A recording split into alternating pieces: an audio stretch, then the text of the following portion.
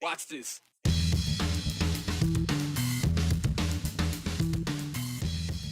For years, it's been an empty eyesore of Boise's outbound corridor, while the plans to transform it have idled. Well, the College of Western Idaho is now revved up and ready to go again. April showers don't only bring May flowers, they also bring a blossoming of campaign signs. They seem to cover every unclaimed corner. But how much is too much, and who takes them down? Let's just say, you won't find Governor Little out here. You know what you will find on a pilgrimage to Parma? A little bit of history about one big man.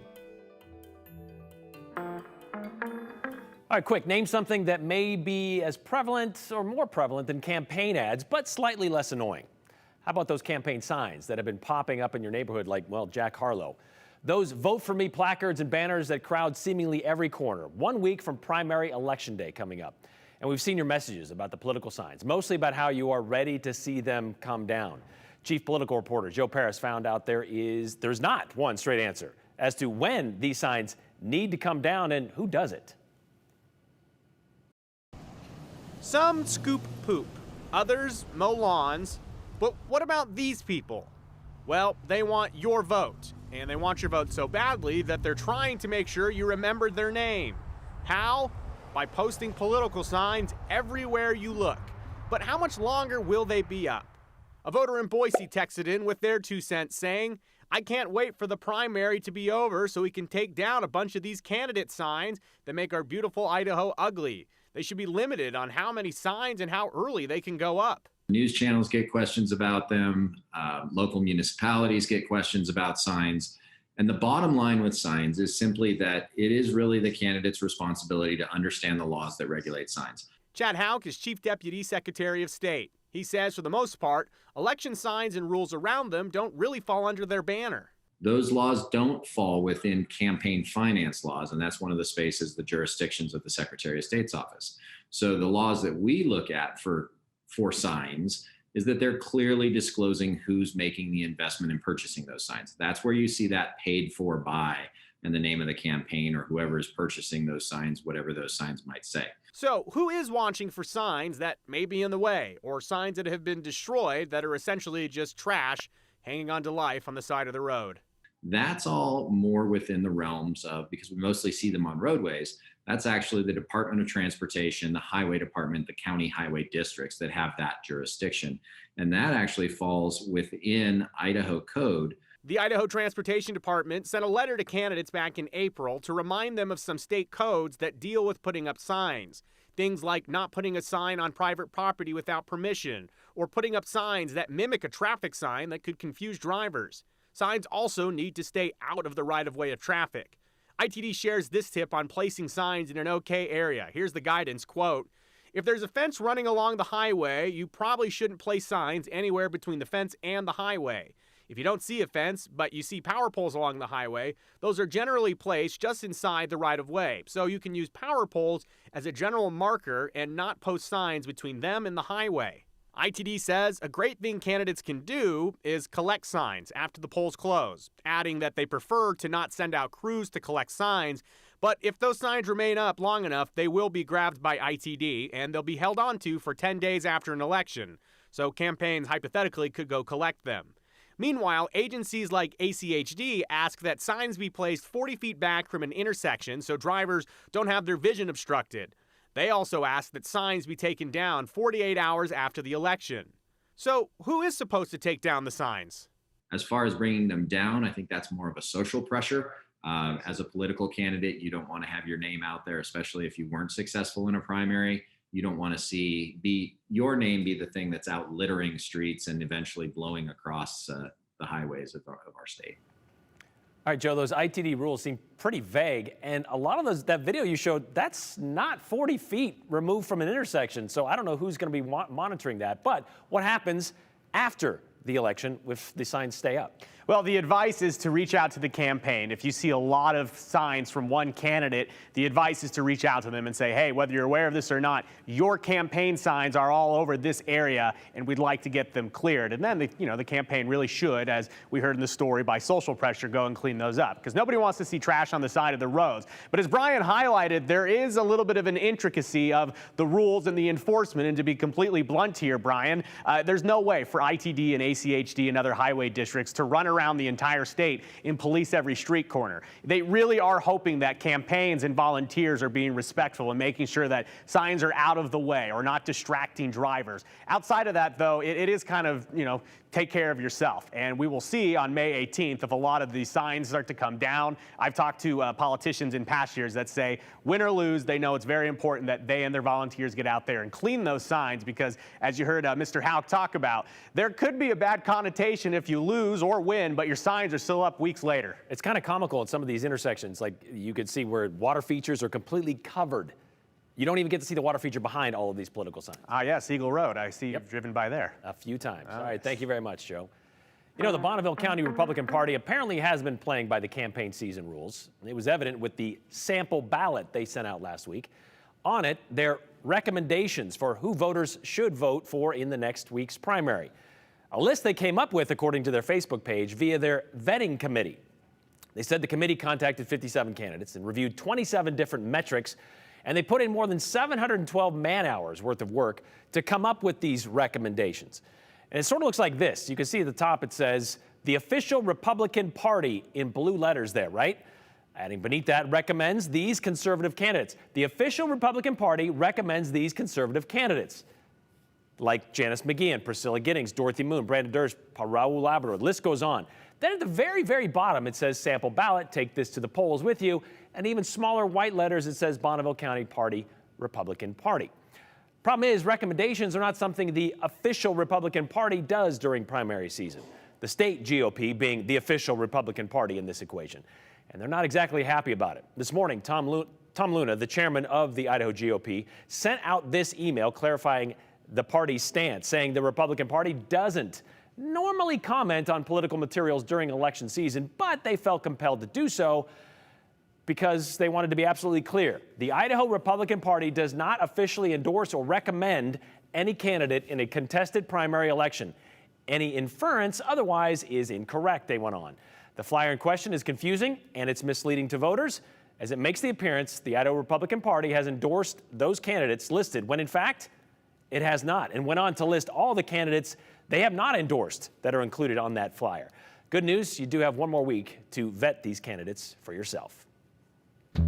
Well, coming up tonight, the Idaho Young Republicans are going to be streaming a candidate forum featuring all state and federal candidates running for GOP office in Idaho. Each candidate will be given 10 minutes to share their platform, and that includes the candidates for governor, lieutenant governor, U.S. senator, U.S. congressman, attorney general, state superintendent, and secretary of state. So it might be a long evening. It starts at 7 o'clock, and you can watch it on their website. That is idahoyr.com.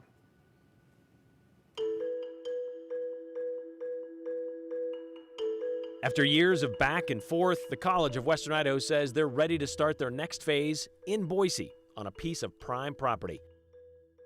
Before we get to that, let's get to this: how you can connect and contribute to the 208. All you have to do is grab your phone and text us, 208-321-5614. Comments, questions, complaints?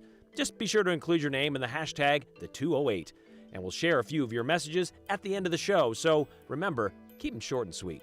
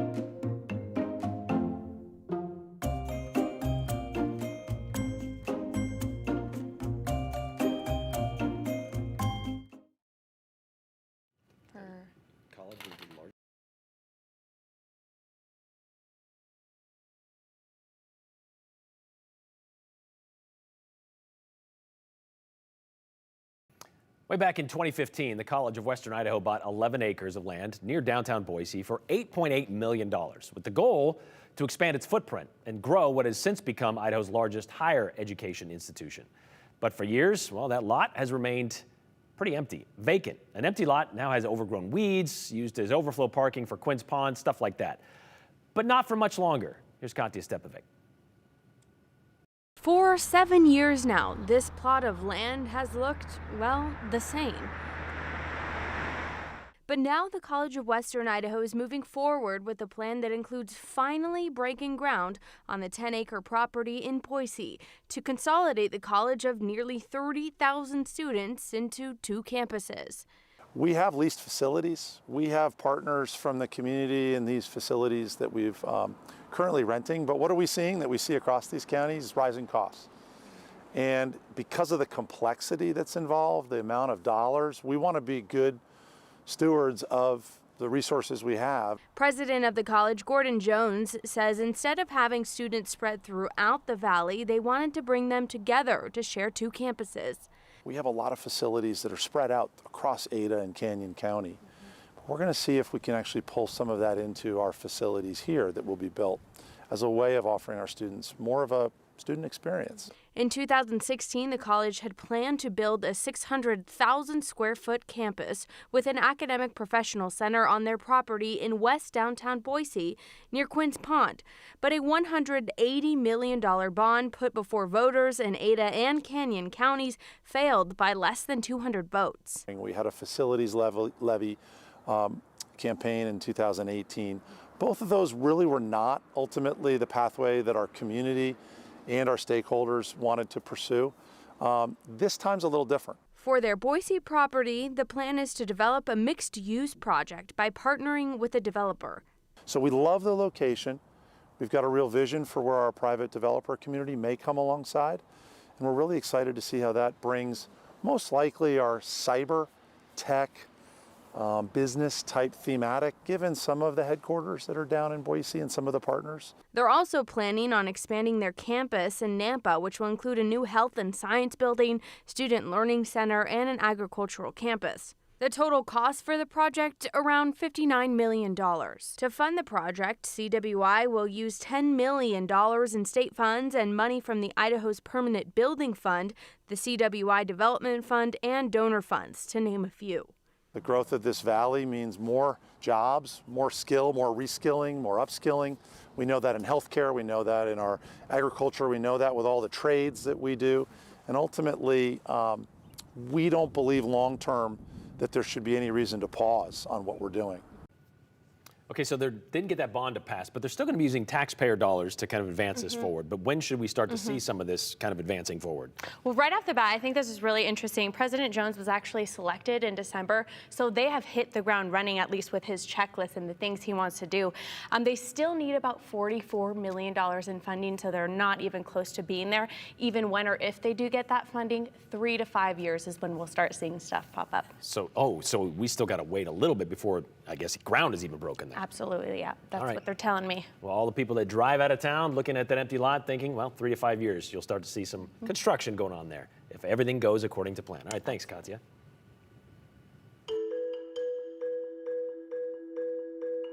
The legend of Bigfoot lives on in the lower Treasure Valley. No, not the hairy one who likes to hide in the trees, but the mythical marauder who made several lasting imprints in early Idaho. All right, before we head to the break, here's another chance to join the 208 conversation. That number, 208-321-5614. Include your name and the hashtag the 208, but text us whatever's on your mind. We want all of your questions, your comments, and whatever else you want to see on the show. And remember, we could be sharing yours at the end of the show.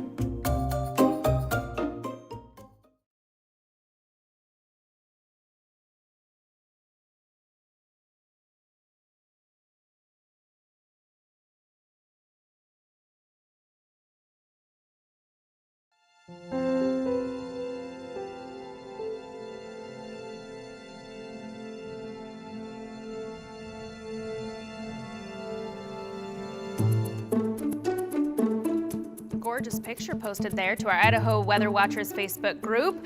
Something I saw a lot on that group yesterday, questions of these late season snowstorms. The drought has to be over, right? Why do you keep talking about the drought? There are no more water worries. Well, these numbers look really good, and I'll step out of the way and show you our current snowpack graphic.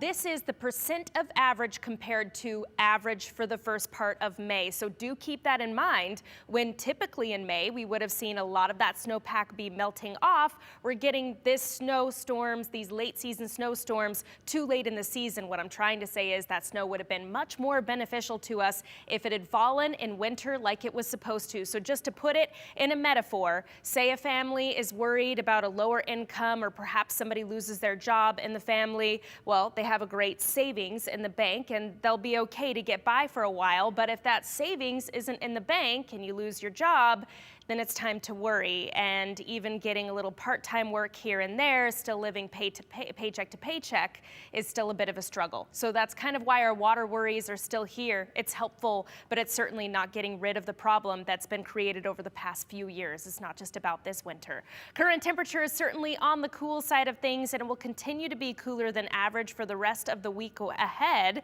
until the weekend, when we're in for a major warm-up, the warmest temperatures of the season so far. You can see more information on our drought conditions and the freshest forecast at ktvb.com. You know, the legend of Bigfoot goes back to before people even wrote stuff down. They were just stories passed down through generations. Idaho has its own long-standing Bigfooted fable as well. There's a statue that's been standing at the site of the old Fort Boise in Parma for nearly 50 years. And if you've been out there, well, you know what we're talking about. It's made of cement. It's kind of depiction you might expect, the features of someone that may or may not have existed. They covered all the bases there, the barrel chest, the big feet, in which he apparently took long strides. It's a long stride. But that statue got us wondering about Idaho's Bigfoot. And according to John Haley's book, The History of Idaho, Bigfoot was 6'8". He weighed 280 pounds, and he had a footprint that measured nearly 18 inches long. Not quite shack size, but big enough to be, well, Bigfoot. And that's the only part of the story that remains true through all of the versions of Idaho's Bigfoot. Oh, and he was also apparently the namesake of one Treasure Valley city. Well, there was a chief by the name of Bigfoot, Chief Nampa. Was the town named after him? I don't know. There's a lot of unknowns about Idaho's Bigfoot. Will we ever know? Probably not. Did he have big feet? Some say that he did, yes. Allegedly 17.5-inch footprints, and he was 6'6", or maybe he was 7'6", or who knows exactly, but he was a big guy. And his name would appear, historian Rick Just says, anytime white settlers didn't do well in a battle. He was this huge Indian. Nobody could have done anything about it. He was just huge. So that was the story. That was the story. And he couldn't be stopped because he was so big. Exactly. And there were people that were killed and horses that were stolen and that sort of thing. And those things did happen. Of course they did. Was this single Indian involved in every one of those incidents? Probably not. In fact, this single Shoshone morphed into an amalgamation of many. There's the chief named Nampa. Then there's another Shoshone by the name of Howluck, who was involved in the Snake War and who Idaho State Historical Society says is the real Bigfoot. Or there's the other Bigfoot, who was 1/4 Cherokee and whose story was told in the Idaho Statesman in 1878. Yes, it was quite, let's say, incredible. It was a 10-year-old, third-hand, rather extravagant account of an encounter, of how and when the terror of Idaho was killed. This person reported to the Statesman that someone he knew told him the story about how that someone met Bigfoot in the Owyhees and there was a shootout. And he shot Bigfoot 16 times. And then he was going to die. So he took that opportunity to tell about a 2-hour story about his life, as one would, of course. And that seems far-fetched to you. It does. Part of it is because the gentleman who allegedly told this story never mentioned it in any of his own papers. That gentleman gunman was allegedly John Wheeler, seeking the $1,000 reward for Bigfoot.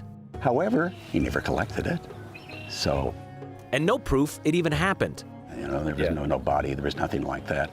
Just one of those good stories. So according to you and your research, there's no definitive explanation for a Native American, Shoshone, Paiute, whichever, Bannock. There's no explanation or even evidence that he existed. There really isn't. I've never seen it. There are stories, but stories are stories. Yet we have a statue that says this guy was real. Yes, yes. We do.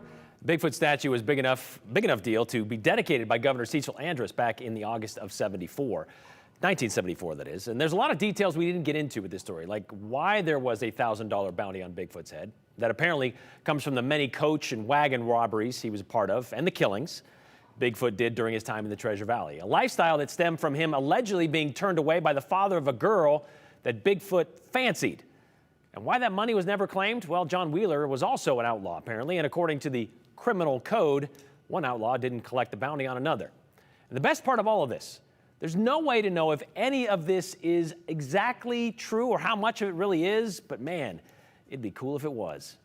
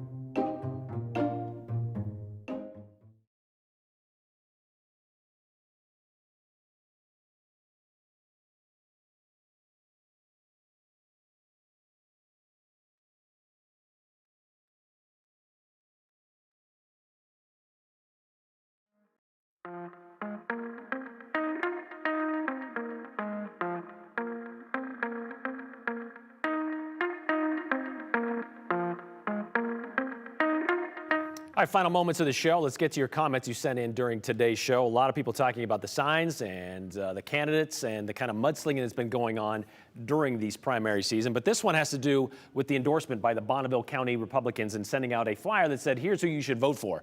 About the Idaho GOP not endorsing any candidates, is that group different than various county central Republican committees? And do those committees endorse candidates? Well, every central committee, county central committee, kind of makes up their own rules, as evidenced by what happened at Bonneville County Republicans. They changed their bylaws recently just so they can basically donate to specific candidates. So every single one apparently has their own set of bylaws that they will follow. But the Idaho GOP has its own set of rules that does not endorse candidates during the primary season.